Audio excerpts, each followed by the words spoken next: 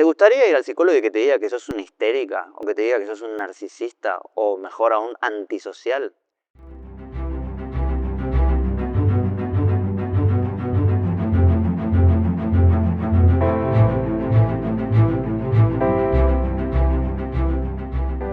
El capítulo de hoy se me ocurrió hace poco hablando con la madre de una paciente que me decía, ¿cómo puede ser que mi hija viene hace tanto tiempo acá y todavía no tengo un diagnóstico? Entonces, más o menos, hablamos de lo siguiente. Por un lado, creo que nos encanta juzgar, nos encanta decir este es tonto, lindo, fea, gorda, simpático, seguro de sí. Por otro lado, ¿te gustaría ir al psicólogo y que te diga que sos una histérica? ¿O que te diga que sos un narcisista? ¿O mejor aún, antisocial? ¿Cuál es la diferencia entre que te digan eso o que directamente te digan que sos una boluda? Decime, ¿hay alguna diferencia? Una vez acompañando a un psiquiatra en una consulta me dijo, hay gente que simplemente es boluda.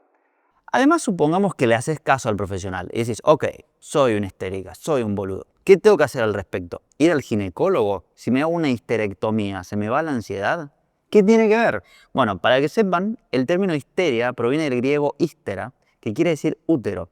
Se originó en la medicina de la antigua Grecia, donde Hipócrates y sus adláteres creían que ciertos síntomas en las mujeres eran causados por el desplazamiento del útero dentro del cuerpo.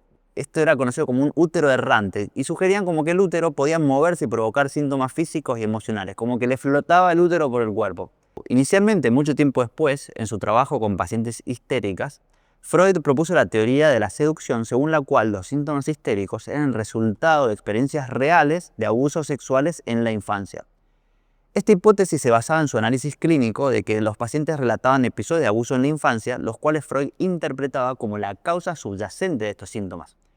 Hubiese sido bueno que Freud se quede con esa teoría, porque lamentablemente la abandonó y la reemplazó por otra como un poco más enrevesada. Sugirió que muchos de esos relatos no correspondían a eventos reales, sino que los pacientes tenían como deseos y conflictos inconscientes reprimidos. Y por eso llegó a escribirle a un amigo en una carta algo así como, debo confesarle que yo ya no creo en mi neurótica. En Latinoamérica sigue siendo muy influyente la obra de Lacan, supongo que en Francia también. Lacan enseñaba como un paso más en todo esto. Él decía que el síntoma histérico no era solo una manifestación psicosomática, era una especie de estrategia del sujeto para interpelar el deseo del otro y cuestionar su propia disposición en el discurso. Increíble. O sea, básicamente lo que decían era algo así como inconscientemente te la estás buscando y en el fondo te gustó. Creo que no hay nada más machirulo, y misógino, invalidante y traumatizante para los pacientes que este tipo de interpretaciones. Bueno, entonces, si esas interpretaciones no las tenemos que hacer, ¿en qué quedamos? ¿Para qué se usan estos diagnósticos? De nuevo, si soy un boludo, mis problemas se solucionan sacándome, achicándome las bolas, ¿tendría que ir al psicólogo o al urólogo? Bueno, parecerían ser que estos términos mucho no le sirven ni al consultante, al paciente ni al profesional. Por otro lado, Skinner, uno de los psicólogos más importantes del siglo XX, decía que aprendemos a hablar sobre eventos privados y la forma en que aprendemos a hablar sobre ellos a su vez influye en cómo evolucionan. Es decir, es importante etiquetar los eventos privados, como la vergüenza, y hacerlos incluso muy importante para la vida en comunidad. Quizás su frase más linda era, cuando el mundo privado de una persona se vuelve importante para los demás, se vuelve importante para él. Por ejemplo, el otro día fui a una reunión social donde había una nena de 3 años y como había mucha gente, se sintió un poco incómoda y se metió detrás de una cortina. Y la madre dijo, uy, pobre, le da vergüenza estar delante de tanta gente. Y todo el mundo dice, sí, claro. Entonces, esa mamá estaba ayudando a esa nena a etiquetar esa experiencia interna, eso se llama vergüenza, y esa nena está aprendiendo que no hay algo roto o malo en ella, sino que tiene esa respuesta emocional que se llama vergüenza y cumple una función, que después veremos. Entonces, es muy importante la crianza emocional y buena parte de esa crianza emocional es etiquetar. Entonces, etiquetar es humano, tiene una función. Marsha Linehan, una de mis psicólogas preferidas, explicaba que las etiquetas útiles son aquellas unívocas, aquellas en las que sabemos todos a qué se refieren. Ponía un típico ejemplo, esta carne está podrida. ¿Serías tan salame de comer esta carne si está podrida? Dicho sea de paso, salame es un término juicioso argentino.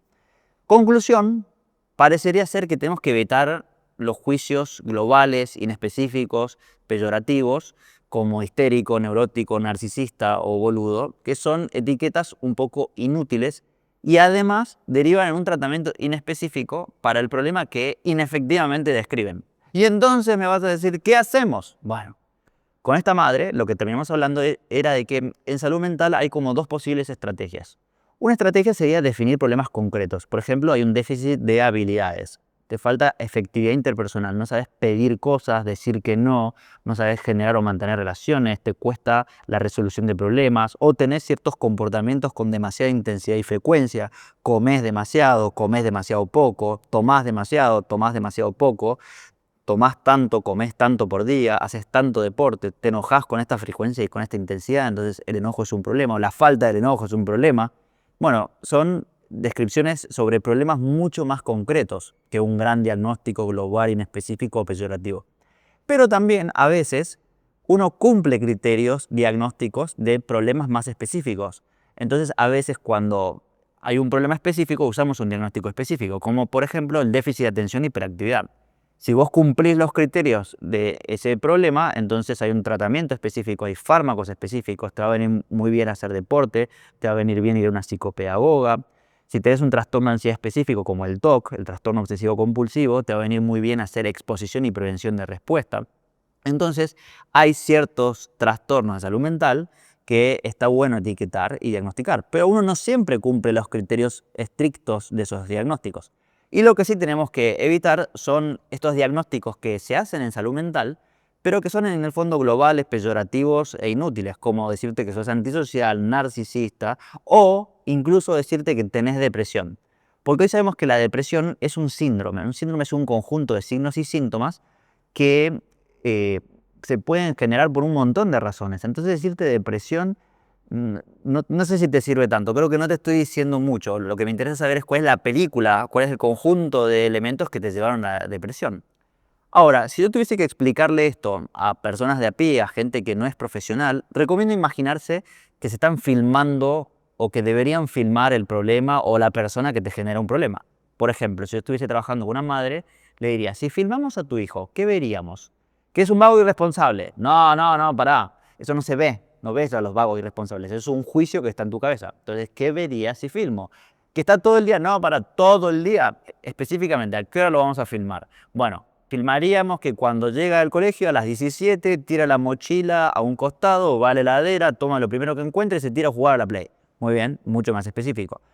Sí, y además puede estar haciendo eso durante 3 horas y además mientras hace eso habla con sus compañeros de colegio de manera online. Ok, mucho mejor. Además eso nos da información muy precisa. Con estos datos, más que un vago, me parece que está llegando con hambre y que tiene disponibilidad de Play, la tiene a mano. Y como si esto fuera poco, esta es una manera en la que se comunica con sus pares, con sus compañeros. Entonces con estos datos puedo ayudarte con más precisión. Puedo decirte que está bueno que tu hijo coma si llega con hambre, obvio. Puedo decirte que si la Play está disponible va a ser difícil que cambie sus hábitos. Probablemente tengamos que modificar algunas cosas más en el contexto que en el chico con esta información. Y como si fuera poco, seguro que si vas y le decís que es un vago, vas a tener una discusión que no te lleva a ningún lado. Conclusión, lo que importa es la efectividad de las palabras. O sea, ¿para qué me sirve este rótulo o esta etiqueta? Hay etiquetas que me permiten predecir problemas, me ahorran caminos. Que me digas que este alimento está podrido me ahorran muchos problemas. Otras etiquetas, además de que no sirven para nada, me predisponen de mala manera. Si vos me decís que soy un vago o un mal padre, no creo que tengamos una conversación útil. Entonces, ¿cuál es el tip? Trata de ser descriptivo, de hablar de los comportamientos de alguien, como si fuese algo que se está filmando. Evita juzgar, evita interpretar sin que te lo pidan. Es agresivo, es poco elegante y muchas veces te vas a equivocar. Entonces, como yo siempre digo, no juzguéis y no seréis juzgados. Mentira, no lo digo yo eso, pero te lo aclaro por si acaso. Fin.